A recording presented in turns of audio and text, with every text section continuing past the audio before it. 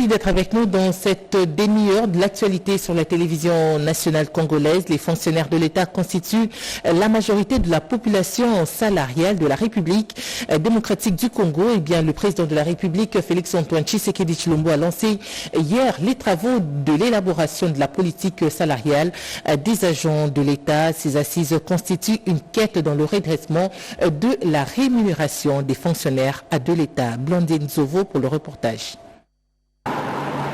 Après la publication fin septembre 2024 des annuaires alphabétiques et numériques des agents des services publics de l'État certifiés, identifiés et validés, le gouvernement de la République démocratique du Congo passe à une vitesse de plus dans la réforme du secteur public, visant à améliorer les conditions socio-professionnelles des agents publics de l'État.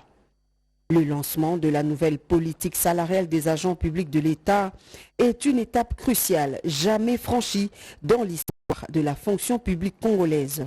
L'homme le plus heureux, Jean-Pierre Liao, vice-premier ministre, ministre de la fonction publique, qui salue surtout la volonté du président de la République Félix-Antoine Tshisekedi Tshilombo visant à redorer l'image des travailleurs congolais. Parmi ces réformes du garant de la nation, le vice-premier ministre de la fonction publique en veut pour preuve cette réforme au profit de la justice sociale, de la valorisation de nos fonctionnaires et de la modernisation de notre administration publique. Une réforme qui s'ajoute à la mise en place d'un annuaire numérique et alphabétique de tous les agents de la fonction publique avec au moins 174 000 agents fonctionnaires supplémentaires déjà mécanisés en l'espace de 3 ans. En effet, depuis plusieurs années, le secteur public est le théâtre de disparités salariales les plus flagrantes. En tant que vice-premier ministre en charge de la fonction publique, il m'incombe à cette occasion de donner une résonance profonde à ce diagnostic en éclairant davantage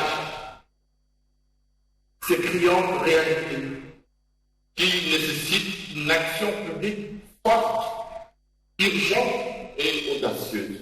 Un fonctionnaire bien rémunéré est un citoyen motivé, a dit le président de la République. La question des salaires des agents de l'administration publique, une priorité pour Félix-Antoine Tshisekedi Tshilombo, qui dans son discours a souligné pour la stabilité économique et sociale du pays.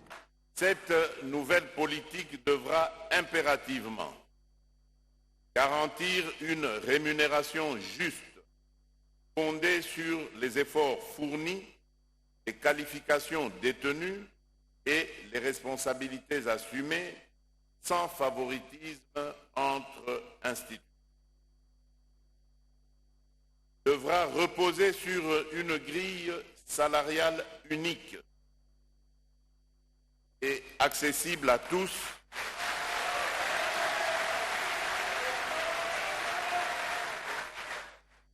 lisible et accessible à tous, tenant en compte le grade, l'ancienneté et appliquée de manière uniforme. Conscient des résistances auxquelles cette réforme pourrait se heurter, avec des intérêts particuliers et des réseaux ancrés dans le statu quo qui tenteront sans doute de freiner ces processus salutaires, le président de la République rassure. Il est temps que la loi des puissants ne prime plus sur la justice due aux plus modestes.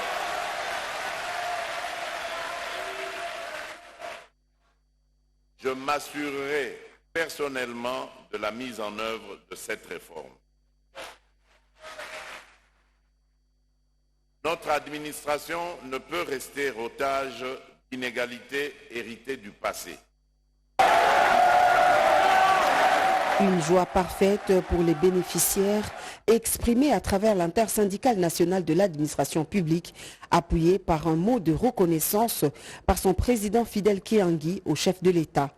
Le lancement de la nouvelle politique salariale des agents de l'administration publique est une réforme qui ne relève pas uniquement d'une nécessité administrative, mais constitue également un impératif moral et social, traduisant notre volonté de bâtir un État plus juste, plus plus performant et plus humain, a conclu le numéro 1 des agents publics de l'État congolais.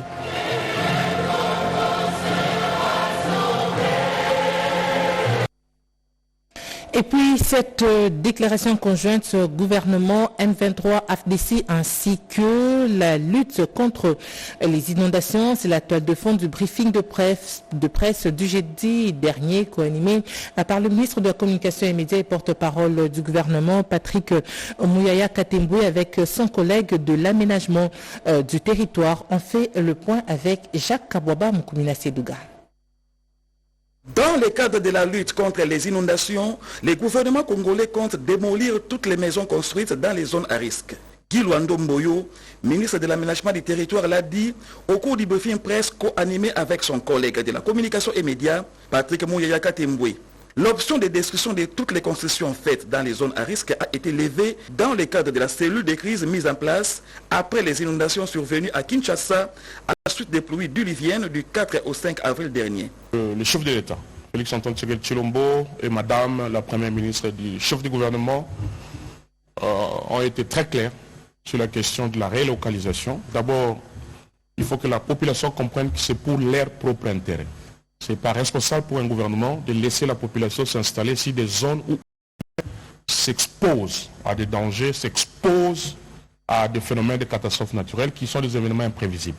Ça va se faire de manière responsable pour éviter des tensions sociales. Répondant à une question en rapport avec la déclaration conjointe RDC-AFC M23 faite le mercredi dernier, Patrick Mouyaya Katemboué, ministre de la Communication et Médias, a réagi en ces termes. Lorsque le président de la République décide de répondre à toutes ces recommandations internationales pour ouvrir ces discussions, il y a eu la réunion de Doha du 18 mars 2025. Parce que vous ne pouvez pas interpréter la déclaration conjointe qui a été faite hier sans relire la déclaration du 18 mars. C'est l'élément déclencheur. Je rappelle ici qu'avec le Rwanda, dans le cadre du processus de Luanda, toutes les questions étaient vidées. Il restait la signature. La question qui restait pendante pour permettre justement une évolution, parce que nous sommes dans une phase très critique qui est la phase d'atterrissage, c'était la question du M23. La dernière déclaration conjointe est un pas vers la paix en République démocratique du Congo. Il s'agit de la suite logique de la déclaration conjointe du 18 mars dernier à Doha, mais aussi des recommandations faites par plusieurs organisations internationales, à savoir les Nations Unies, l'EAC et la SADC. Réduire l'incivisme routier et la tracasserie routière à Kinshasa, une proposition de loi déposée par le député national Toby Kayumbi a été déposée au bureau de l'Assemblée nationale. C'est Anastasie Dumbo qui nous en parle. Le député national Toby Kayumbi a déposé ce jeudi au bureau de l'Assemblée nationale une proposition de loi modifiant et complétant la loi 78022 du 30 août 1978 portant nouveau code de la route en vigueur depuis 47 ans. Cette initiative est motivée par la nécessité d'adapter notre législation aux évolutions sociales, technologiques et démographiques du monde et de notre pays. En termes des infrastructures, donc cette loi a démontré à un moment donné ses limites. Et parmi les raisons majeures aujourd'hui qui sont à la base des embouteillages dans la ville-province de Kinshasa et aussi un peu partout dans la République démocratique du Congo, est liée aussi aux limites de cette loi, qu'aujourd'hui il y a des articles qui devaient être revus, il y a des articles qui devaient être complétés, mais il y a aussi certains angles qui constituent cette loi ici qui devait être requalifiée. Elle compte également intégrer dans notre législation des mécanismes efficaces pour réduire les phénomènes embouteillage, insécurité routière, incivisme des conducteurs et la tracasserie policière.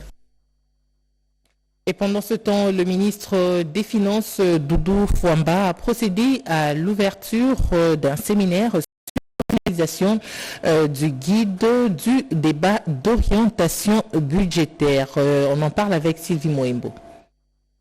Le secrétaire général au budget a procédé ce jeudi 24 avril 2025 au lancement officiel du séminaire sur la finalisation du guide méthodologique du débat d'orientation budgétaire. La cérémonie s'est tenue au village Vénus en présence des experts et cadres du ministère. Je voudrais à ce stade insister sur l'importance particulière que revêt ce séminaire, qui s'inscrit dans un contexte institutionnel marqué par la mise en œuvre du programme d'action opérationnel 2025-2027, véritable levier stratégique pour transformer en profondeur notre système de gestion des finances publiques. À travers ce guide, le gouvernement congolais entend instaurer un exercice inédit de démocratie budgétaire. L'objectif, permettre une discussion préalable entre le gouvernement et le Parlement sur les grandes orientations économiques, sociales et budgétaires pour les 3 prochaines années.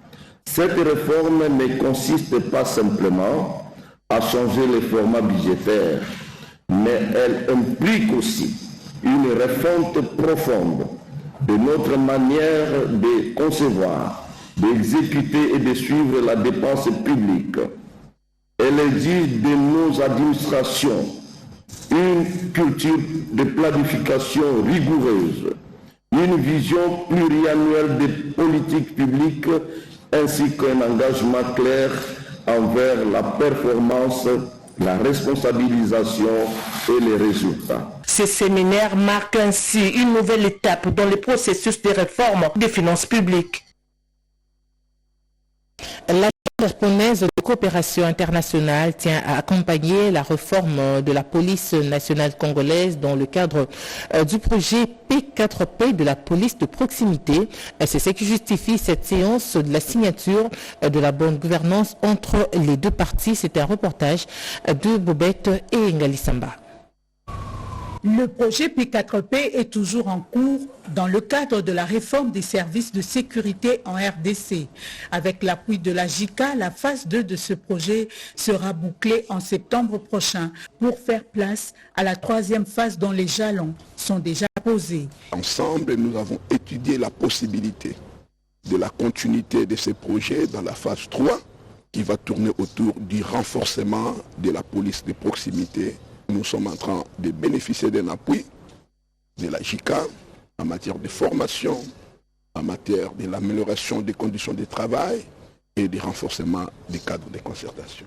Il sera question pour cette 3e phase de consolider les acquis et poursuivre la réforme pour une police républicaine et surtout professionnelle. C'est dans ce cadre qu'il faut inscrire cette mission de la JICA Tokyo en République démocratique du Congo, conduite par Yoko Kotura, directrice de l'équipe droit et justice du département gouvernance et consolidation de la paix. Une mission couronnée par la signature ce jeudi 24 avril 2025 d'un mémorandum d'entente. On a formé des policiers pour le PTP et ils sont déjà sur terrain. Bon, ce sont les impacts qu'on a vus, visibles, mais ce qu'on a fait est la continuation des activités de PDP sur terrain.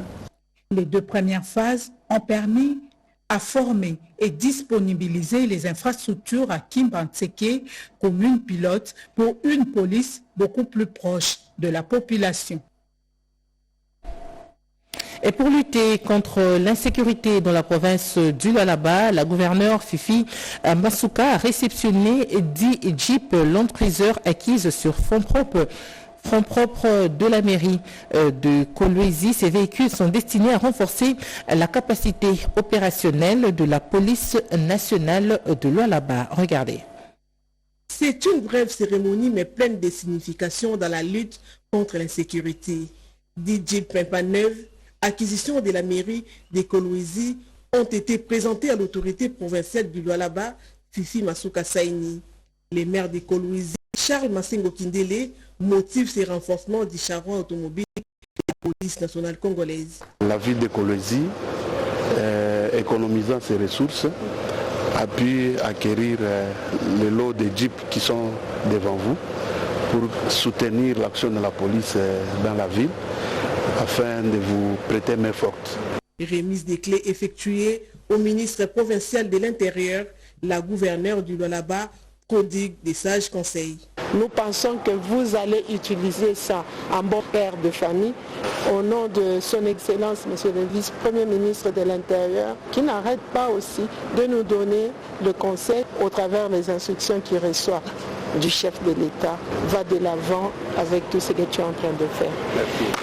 Cette dotation s'est effectuée en présence de plusieurs personnalités, dont les membres de la société civile. Et vous le savez, l'actualité reste dominée par la mort du pape François. Et ici à Kinshasa, le ministre de l'Industrie s'est rendu à la Nonciature pour signer le livre de condoléances ouvert au Saint-Siège. On en parle dans ce reportage.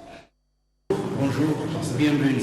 À l'annonciature apostolique du Saint-Siège à Kinshasa, un hommage empreint de recueillement a été rendu à sa sainteté le pape François, rappelé à Dieu à l'âge de 88 ans. Dans un silence partagé, le pays tout entier s'est uni pour saluer la mémoire d'un guide spirituel dont la voix a résonné bien au-delà des cercles religieux. À l'instar du président de la République, Félix-Antoine Tshisekedi Tshilombo, de la première ministre Judith Suminwa Tuluka et de plusieurs membres du gouvernement, Louis Watum Kabamba, ministre de l'Industrie et du Développement des petites et moyennes entreprises, a rendu hommage au Saint-Père. Louis Watum Kabamba a salué la mémoire d'un homme dont les convictions en faveur de la paix, de la justice et de la dignité humaine ont marqué notre époque. Un moment empreint de gravité, mais aussi de foi en l'héritage spirituel et moral que laisse le pape François.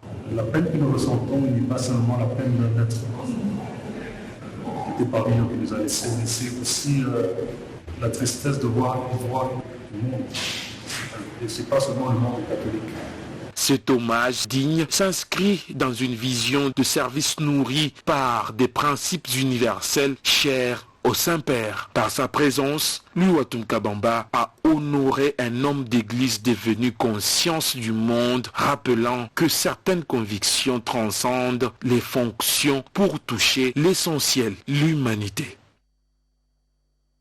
Toujours à la Nonciature du Saint-Siège à Gombe, le livre de condoléances a été signé cette fois-ci par le président du conseil d'administration de COBIL. Il s'agit de Jean-Pierre Mosenepo.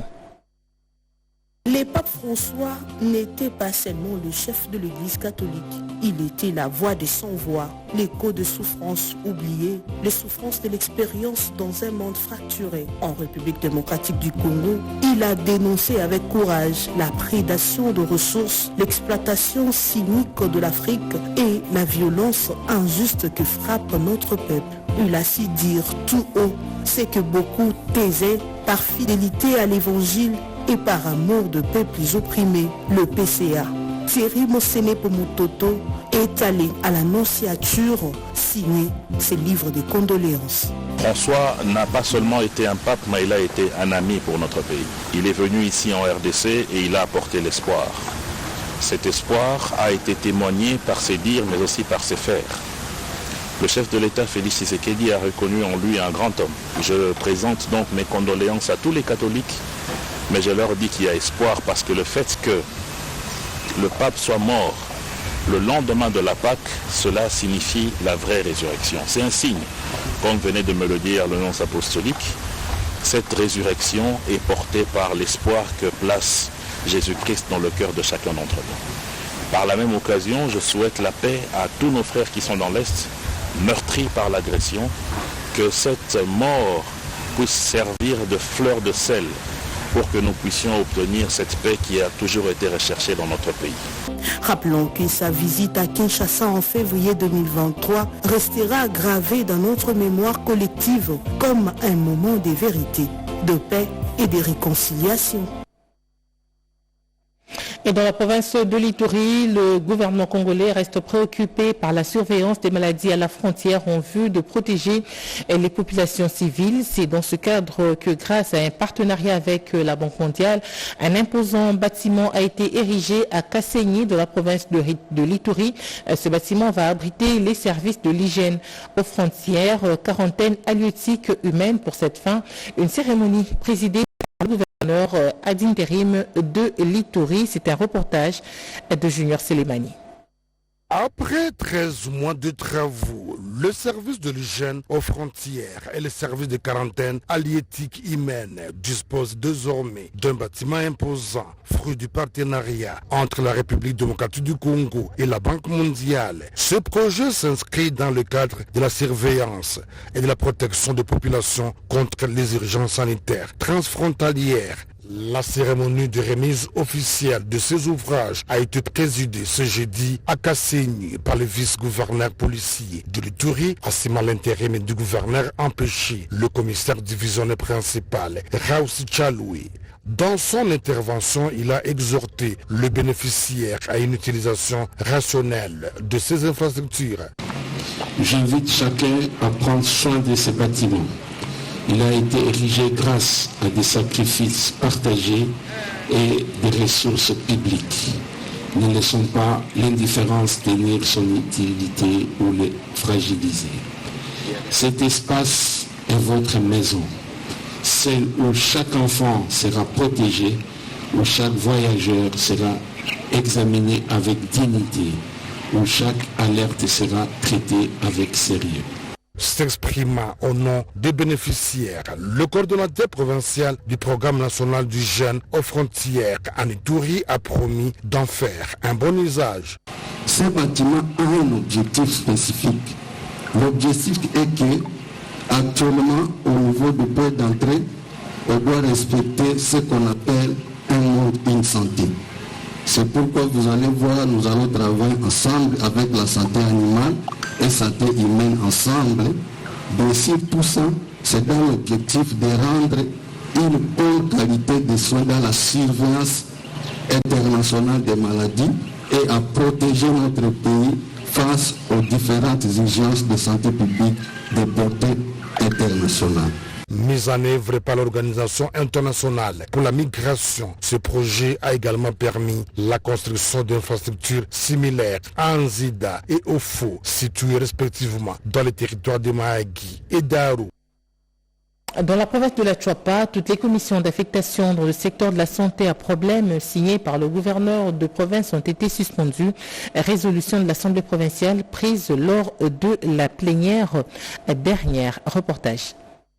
Le siège de l'organe délibérant de la Chuapa a abrité la plénière de ce mardi 22 avril sous la houlette de son président honorable Daniel Makoko. Les élus du peuple devraient passer à l'adoption du projet de calendrier des matières à l'ordre de cette session de mars. Dans la foulée, l'honorable Dieudonné Bosenga, élu d'Ikela, a à travers une motion incidentielle déploré des remous sociaux occasionnés par des mises en place signées par les gouverneurs des provinces dans les secteurs de la santé. Il a recommandé la suspension de toutes ces commissions d'affectation. Il s'en est suivi des débats houlés. Dans ces échanges, le rapporteur Justin Gaillot et le rapporteur adjoint Alain Efoya sont entrés en contradiction en rapport avec la matière. Ils ont été relayés par leurs collègues députés provinciaux. Au finish, les 11 députés présents, s'appuyant sur la sagesse du président Daniel Makoko, ont adopté pour l'annulation des commissions d'affectation à problème, le temps que la question soit examinée par la division provinciale de la santé. Au cours de cette même plénière, les 8 points à l'ordre du jour ont été adoptés. Il s'agit notamment de l'exploitation des rapports des vacances parlementaires et des règlements des conflits coutumiers et d'autres matières. Par ailleurs, six députés provinciaux ont brillé par leur absence à cette plénière. En religion, les jeunes de l'église du Christ au Congo, de la province du Sud Ubongi, ont marqué le dimanche de Pâques par différentes manifestations afin de témoigner la résurrection du Seigneur Jésus-Christ. Reportage. Le tombeau est vide, le Seigneur Jésus de Nazareth est ressuscité. À Guéménabel Subangui, la célébration pascale 2025 a été marquée par plusieurs manifestations chrétiennes, parmi lesquelles celle organisée le jour de Pâques par la Fédération des jeunes protestants de l'Église du Christ au Congo, Subangui, sous le bon office de son président Frédéric Guéné. En effet, un défilé est parti du rond-point Penda jusqu'à l'aumônerie de l'Islam Guéména, en passant par les avenues Lumumba et Mobutu. Au point de chute où tous les jeunes de différentes confessions religieuses se sont retrouvés. Ils ont suivi une exhortation faite par le révérend pasteur Charles Mamboté de la 15e CBECO qui a précisé que la résurrection de Jésus-Christ doit être perçue comme un signe de notre victoire sur toute domination satanique. L'occasion était donc offerte à tous ces jeunes de manifester par les différentes séquences musicales et danses centrées toutes sur la résurrection de Jésus-Christ, sauveur de l'humanité. Il convient de noter que plusieurs autorités politiques administratives et religieuses ont rehaussé de leur présence cette rencontre des jeunes de l'ECC Sud-Bangui. À la fin, le président de la Fédération des jeunes de l'ECC Sud-Bangui n'a pas manqué de livrer ses impressions à la presse. Aujourd'hui, nous qui sommes dans le Sud-Bangui, nous avons dit non, nous ne pouvons pas laisser cette journée passer comme ça. Nous devons réunir les jeunes de toutes les communautés membres de l'ECC, ainsi que les églises catholiques qui sont présentes ici dans la ville de Djémena, et aussi les églises de réveil. Ici à Kinshasa, les églises évangéliques de la commune de Kitambo ont célébré la fête de Pâques à travers une marche en faveur des compatriotes de la partie est de la République démocratique du Congo. C'est un reportage de Dieu merci Kanta. Habillés tous en blanc, cette rencontre pascale a permis aux fidèles des églises évangéliques de la commune de Kintambo d'organiser une marche de prière et de paix sur les artères principales de cette municipalité. Une façon de montrer à la face du monde leur manière de célébrer la résurrection du Seigneur Jésus-Christ. Selon le représentant légal de Plein Évangile, co-organisateur de cette activité, François Chibambé, cette initiative vise à sceller les liens entre les chrétiens de cette juridiction. Les enfants de Dieu, nous devons marcher par la foi. Croire que quels que soient les problèmes, comme nous l'avons vu ici, quels que soient les problèmes, Jésus est vivant. Mais quand un enfant de Dieu se met à chercher lui-même en disant, ça c'est pour moi, on revient à l'histoire de l'amour. Si Jésus est mort, c'est par amour. Dieu nous aime, nous devons aimer les autres comme Dieu nous a aimés, et nous devons être la lumière des autres, nous devons être les sels de la terre. Nous devons être la lumière pour le Congo. Profitant de son message, François Chibambé a exhorté les fidèles des églises évangéliques à considérer la résurrection du Seigneur Jésus-Christ comme la joie, car pour lui, Jésus-Christ a tout fait pour que nous soyons sauvés. Un moment fort de louange et d'adoration était au rendez-vous au point de chute de cette marche sur l'avenue Lusambo, où était érigé un podium de circonstances. Voici à présent la synthèse de la revue de presse en quelques lignes sélectionnées par notre confrère Jean-Pierre Ndolo Demazou.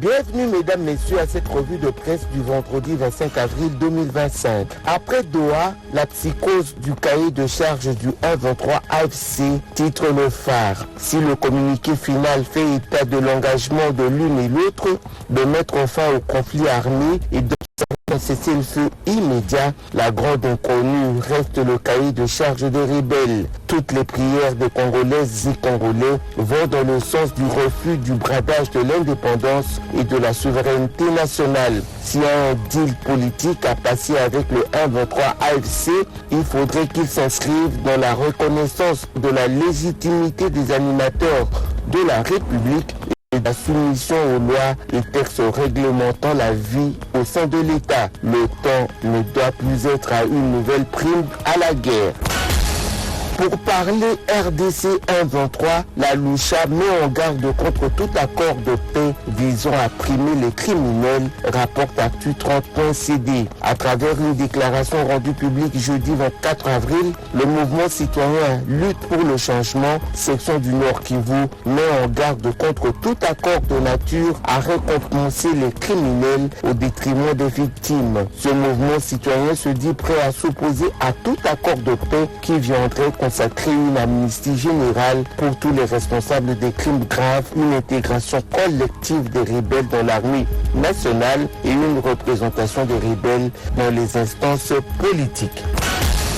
Caléé au bord du gouffre, au moins 106 enfants en détresse, révèle le quotidien. Dans le territoire de Caléé, au sud Kivu, les cicatrices de catastrophes passées ne cessent de saigner. Au cœur de cette crise silencieuse, une nouvelle menace fait rage, le paludisme. Les enfants, les femmes enceintes et les mères allaitantes sont les premières victimes. Le président de cette communauté dresse un tableau alarmant. Plus de 106 enfants souffrent déjà de paludisme, souvent aggravé par la malnutrition, et le nombre de cas ne cesse de grimper, transformant le site de Katachola en un foyer de détresse sanitaire.